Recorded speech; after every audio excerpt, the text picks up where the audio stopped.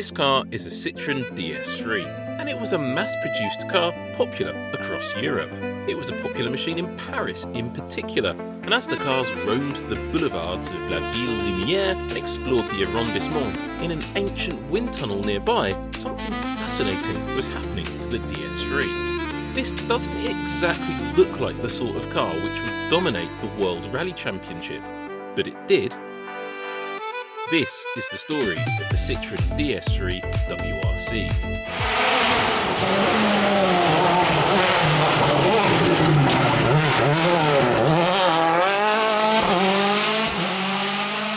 French manufacturer Citroen is not exactly known for its sporty cars, but over the years the company has had huge success in rallying.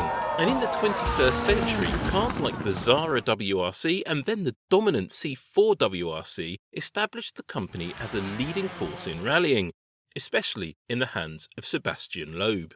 Loeb had won 7 World Rally Championships in succession and seemed pretty much unbeatable. And at the FIA, the pressure was on to make dramatic changes to the World Rally Championship, not just to make things more competitive, but also to bring the series in line with the wider automotive industry, reduce costs, and introduce the new global race engine concept to the series. For the 2011 WRC, the FIA opted to introduce new technical regulations, which would ban the old generation of WRC cars and replace them with new cars based on the Super 2000 technical regulations, which were used in both touring car racing and the SWRC, a junior category of the World Rally Championship.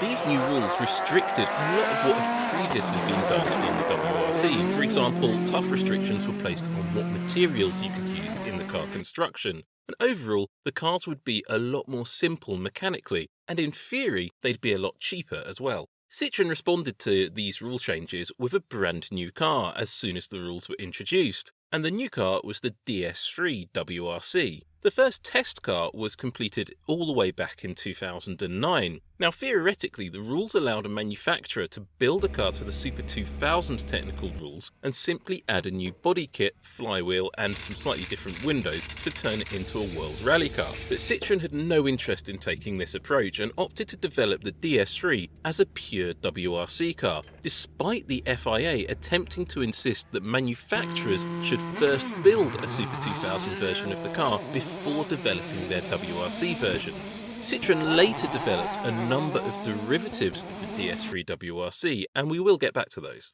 At that time, all World Rally cars had to be based on existing production cars, with the steel monocoque chassis from the production car fully retained but heavily strengthened and modified, not least to convert it from a 2-wheel drive layout to a 4-wheel drive layout, and also to be able to handle the rigours of the WRC, gravel, tarmac, ice and indeed snow. The development work on the WRC chassis was done at Citroen's Motorsport facility in Paris, though external suppliers were used extensively throughout the build of the car. Interestingly, the prototype DS3 WRC, which was tested on tarmac, gravel and snow with a very obvious yaw sensor line, which I'm sure some people will mention in the comments unless I explain it here, well, that prototype was fitted with a 2-litre engine taken from the C4 WRC.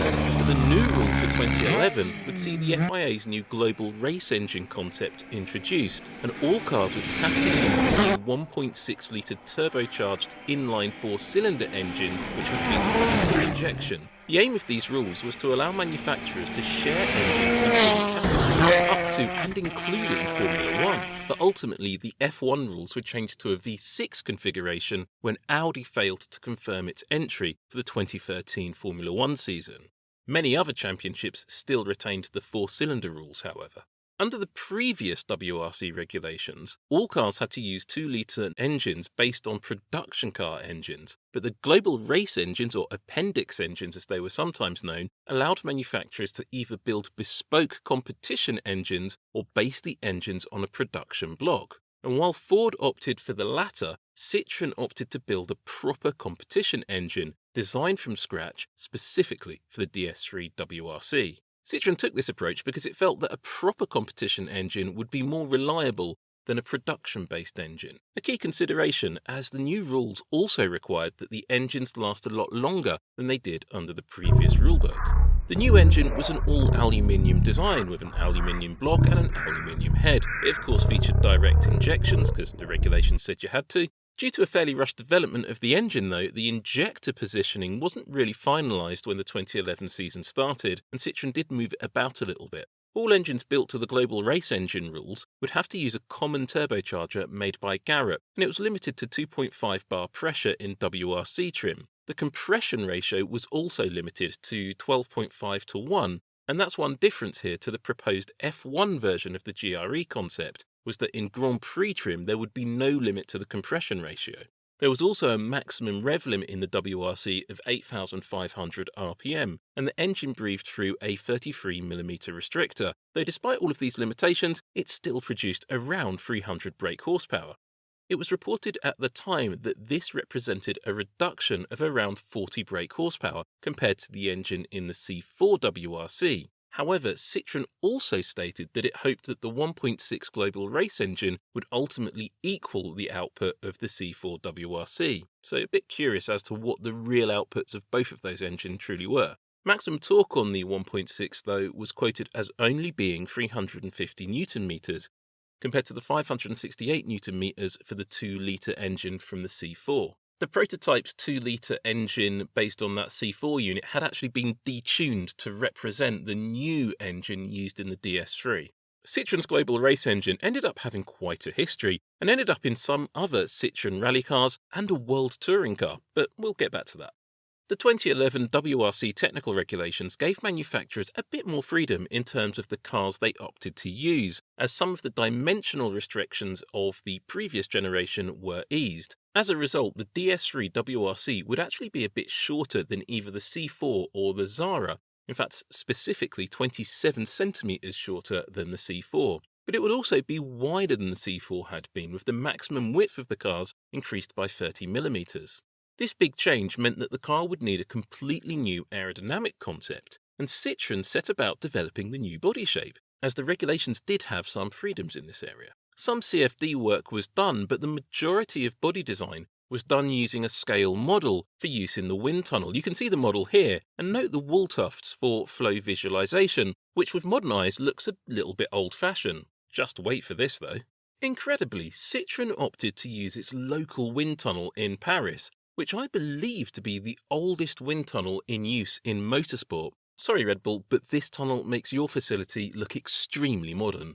The Laboratoire Aerodynamique Eiffel wind tunnel was built in 1912, though there was an older wind tunnel at the site as well. As its name suggests, the tunnel was designed by Gustave Eiffel, whose best-known creation was just down the road. Yes, I do mean that Eiffel. Eiffel became interested in aerodynamics as he had noted the effects of wind on some of the buildings he'd created earlier in his career, and so he established his aerodynamic test facility and quickly made some major advances in wing design, lessons which are still used today and which are actively employed, of course, in motorsport. I believe the first car ever to be wind tunnel tested was a Peugeot in 1914, and it was done in this very wind tunnel, making this the first and oldest wind tunnel in motorsport. And yes, it is still in use, but we'll have to get back to that. Here you can see a version of the DS3 WRC wind tunnel model in the Eiffel wind tunnel, fitted with the rear wing allowed in the regulations. The front end of the car could also be reworked slightly for aerodynamic reasons, and of course the cooling inlets and outlets needed to be located on the bodywork because they would not be the same as the production car. In terms of the wider mechanical package of the car, it was of course four-wheel drive, while the production car was just two-wheel drive, with the wheels driven by a 6-speed sequential transmission. Paddle shifting had been banned for 2011, so all cars had to use a sequential stick shift. Notably, centre differentials had also been banned from the WRC, so the car needed to have a rear-wheel drive disengagement system, mostly for use in hairpins. When the driver pulled the handbrake, the rear drive would be disconnected momentarily, and momentarily the car would only be front-wheel drive, while the rear wheels locked and the car slid through the corner.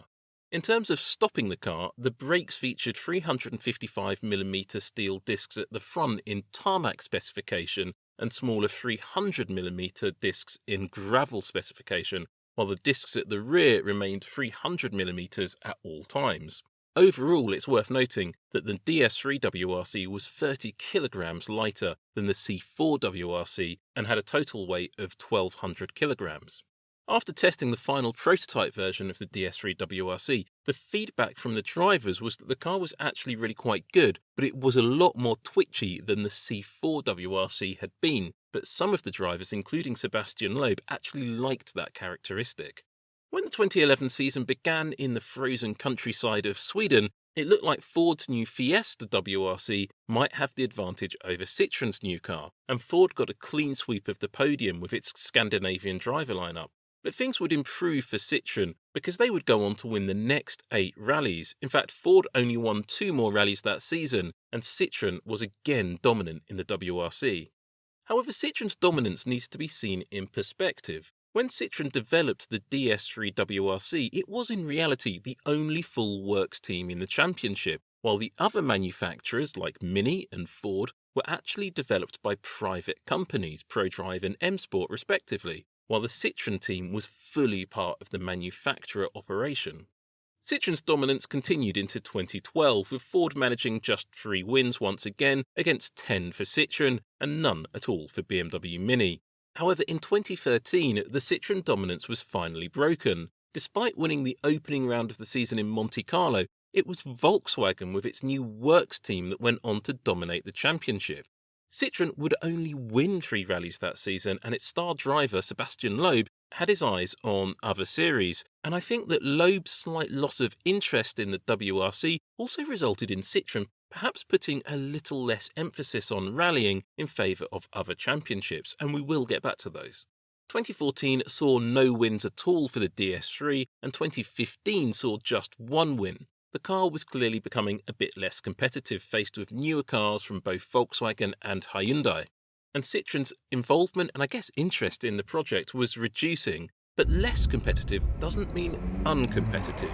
In the 2016 season, a DS3 driven by Chris Meek took 2 wins, including one at Rally Finland, and that win at Rally Finland also saw Meek and the DS3 set the record for the highest average speed ever recorded on a World Rally Championship event at 126.62 kph. The DS3 was officially the fastest rally car ever, at least until the record was broken again in 2025 by Toyota.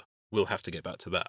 The DS3 continued to be run by Citroen into the 2017 season, and despite being replaced by the more extreme and more powerful C3 WRC built to another new World Rally Championship set of technical regulations, a single works-run DS3 made 3 appearances in the championship that year, while a number of privateer entries also took part.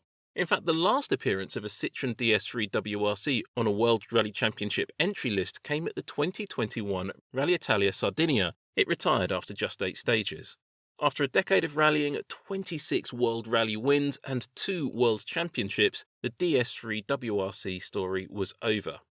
But of course, that's not the whole story.